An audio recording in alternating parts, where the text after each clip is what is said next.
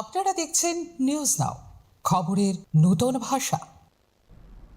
ত্রিপুরায় নারী ও শিশু কল্যাণমূলক প্রকল্পের অগ্রগতিকে দেশের কাছে মডেল হিসেবে প্রশংসা করলেন কেন্দ্রীয় নারী ও শিশু উন্নয়ন মন্ত্রী অন্নপূর্ণা দেবী। নারী ও শিশু কল্যাণমূলক প্রকল্পের অগ্রগতি খতিয়ে দেখতে আগরতলা সফরে এসে এই মন্তব্য করেন কেন্দ্রীয় মন্ত্রী। তিনি ত্রিপুরার উন্নয়নের ভূয়সী প্রশংসা করেছেন এবং দেশের বিভিন্ন রাজ্যে এই মডেলে কাজ করার পরামর্শ করবেন বলে জানিয়েছেন।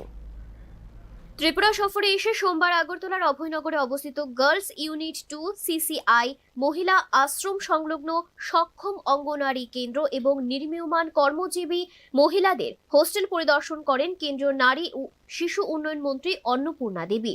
পরিদর্শনের সময় তার সঙ্গে ছিলেন ত্রিপুরা সরকারি সমাজ কল্যাণ ও সমাজ শিক্ষা দপ্তরের মন্ত্রী টিঙ্কু রায় এবং দপ্তরের সচিব তপন দাস এবং প্রশাসনিক দল।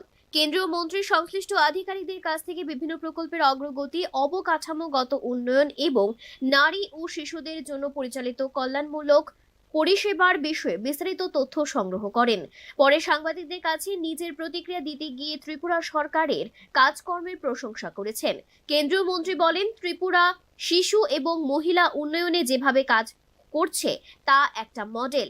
এই মডেল আগামী দিনে তিনি দেশের কাছে তুলে ধরবেন এবং অন্যান্য রাজ্যেও এই মডেলের কাজ করার পরামর্শ করবেন। त्रिपुरा की धरती में माता त्रिपुर सुंदरी को नमन करते हैं और बहुत ही अच्छा, जैसा कि मतलब बहुत खूबसूरत प्रकृति के बीच में शहर ये बहुत ही अच्छा है।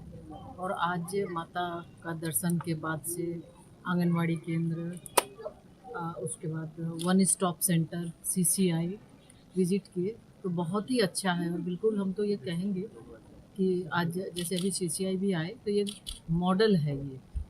और निश्चित रूप से जिस तरह से राज्य त्रिपुरा सरकार, हमारी सरकार है, सरकार के माध्यम से जो ये केंद्र चलाए जा रहे हैं, मॉडल है। और ये एक सबके लिए इस मॉडल को अपनाना चाहिए।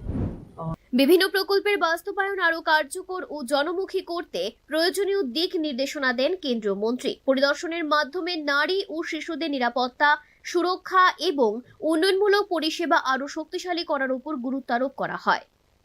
Bureau report, news now.